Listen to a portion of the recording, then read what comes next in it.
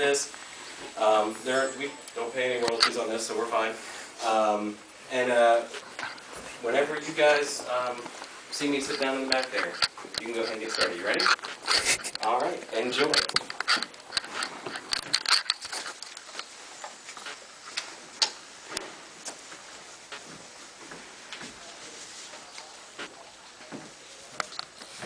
If music be the food of love, play on. Give me excess of it, that surfeiting the appetite may sicken and so die. With that strain again it had a dying fall. Oh, it came o'er my ear like the sweet sound of breeze upon a bank of violets. Oh, stealing and giving over. Enough, no more. It's not so sweet now as it was before. So begins William Shakespeare's Twelfth Night. Also called What You Will. Thank you, Anna. You're welcome.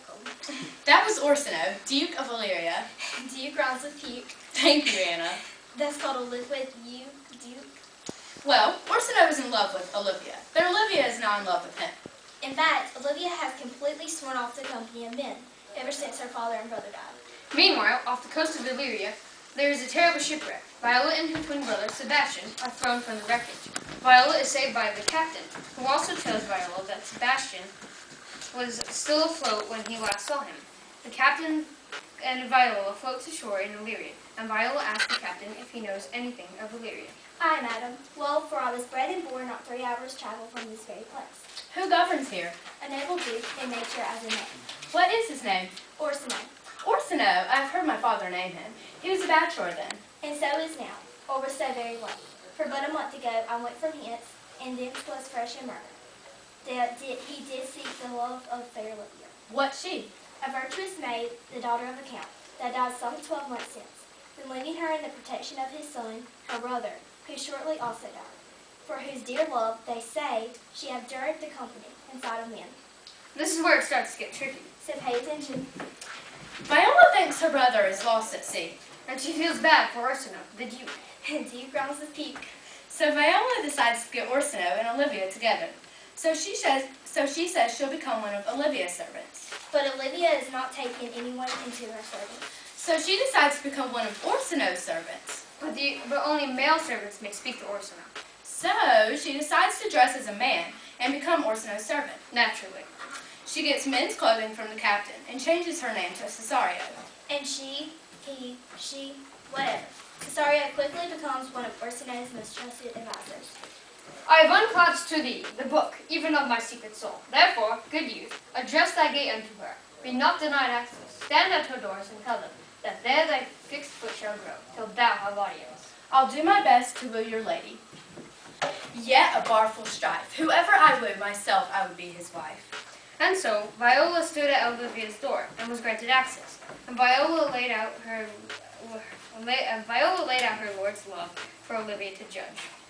Your lord does know my mind. I cannot love him. Yet I suppose him virtuous, know him noble, a gracious person, but yet I cannot love him. He might have took his answer long ago. If I did love you in my master's frame, with such a suffering, such a deadly life, I would find no sense. I would not understand it. Why? What would you? Make me a willow cabin at your gate, and call upon your soul within the house. Write loyal cantons of condemned love, and sing them loud even in the dead of night. Halloo your name to the reverberate hills, and make the babbling gossip of the air cry out, Olivia, oh, you should not rest between the elements of air and earth, but you should pity me. You might do much. What is your parentage? Above my fortunes, yet my state is well. I am a gentleman. Get your lord. I cannot love him. Let him sin no more, unless, perchance, you come to me again, to tell me how he takes it. Fare you well. I thank you for your pains. And Viola departed, bidding the lady farewell, by the name of fair cruelty. When she was gone, Olivia repeated Cesario's words. Above my fortunes, yet my state is well. I'm a gentleman. I'll be sworn that art. Even so quickly may one catch the plague. So, Olivia falls in love with Cesario now. Who is really Viola, And Viola, who is pretending to be Cesario, gives Olivia's response to Orsino. who is really Orsino. Thank you. Well, Orsino is sad, and Viola / Cesario try to comfort Orsino / Duke. Say that some lady, as perhaps there is, have for your love as great a pang of heart as you have for Olivia. You cannot love her. You tell her so. Must she not then be answered? There is no woman's sighs can buy the beating of so strong a passion as love doth give my heart. No woman's heart so big to hold so much and lack attention. Alas, the love may be called appetite. No emotion of the liver but the palate that suffers surfeit, climate, and revolt.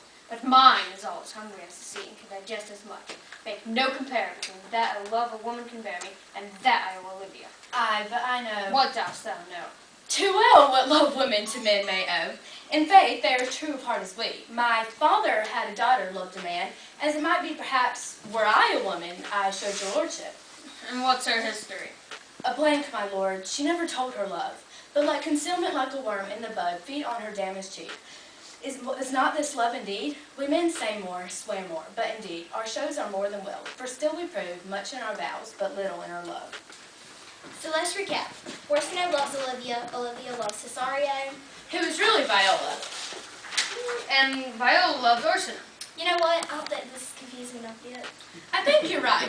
What could we do to make it more confusing? I got it. I can play Sebastian, Viola's twin brother, who miraculously survives the shipwreck and somehow manages to land in the exact same town as his sister. That'll never work. Let's try it and see what happens. Anna, you can play Antonia, the pirate that saved Sebastian from the shipwreck. Well, okay.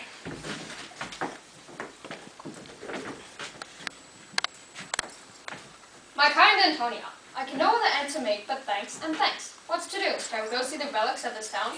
Tomorrow, sir. Best first guess at your lodging. I am not weary, and 'tis long tonight. Would you pardon me? I do not without danger walk these streets. Once in a sea fight, against Count his allies, I did some service. Of such note indeed, that I were taken here, and it would be scarce be answered. Belike you slew a great number of his people. Arg, the offense is not of such a bloody nature. Only my soul stood out, for which if I be lapsed in this place, I shall pay dear. Do not then walk too open. Arg, it does not fit me. Hold, sir. Here's my purse. In the south suburbs, at the Elephant, is best lodged.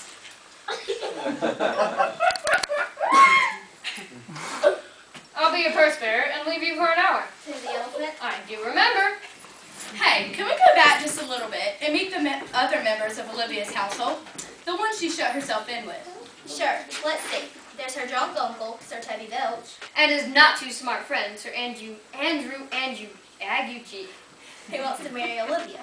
There's Bessie the clown and Maria, the waiting gentlewoman. And don't forget Malvolio, the steward. Who wants to marry Olivia. And then there's the whole subplot where they all play a joke on Malvolio, tricking him into wearing yellow stockings. And as funny as it is, we don't have time for it right now. We bring all this up because Sir Andrew challenges Cesario Who is really Viola. to a duel for the hand of Olivia. His name sounds way too much like Viola. Who wrote this stuff anyways? Shakespeare.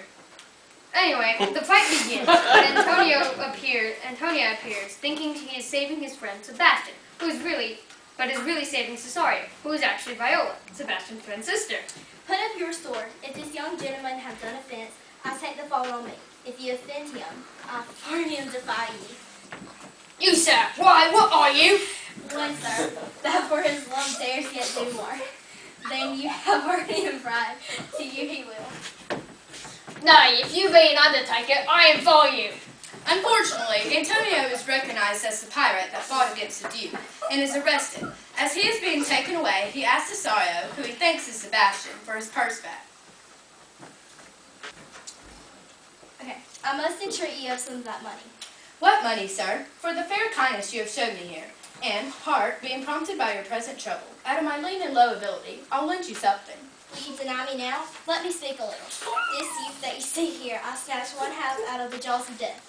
Relieved him with such a sanity of love, and to his image, which methought I did promise, most venerable worth, did I devotion. And so Antonia is taken away, but Viola is given a new hope that Sebastian might be alive.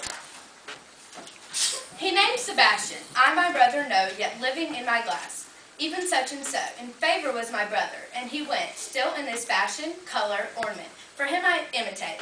Oh, if it prove, tempest or kind, and salt waves fresh in love. Meanwhile, Olivia sends her clown, Festi, to find Cesario. But instead of finding Cesario, Festi comes across Sebastian. Will you make me believe that I am not sent for you? Be not offended, dear Cesario. Risky be gone. I pray thee, gentle friend, let thy fair wisdom, not thy passion, sway in this uncivil and now just extent. Against thy peace, go with me to your house. What relish is in this? How runs the stream?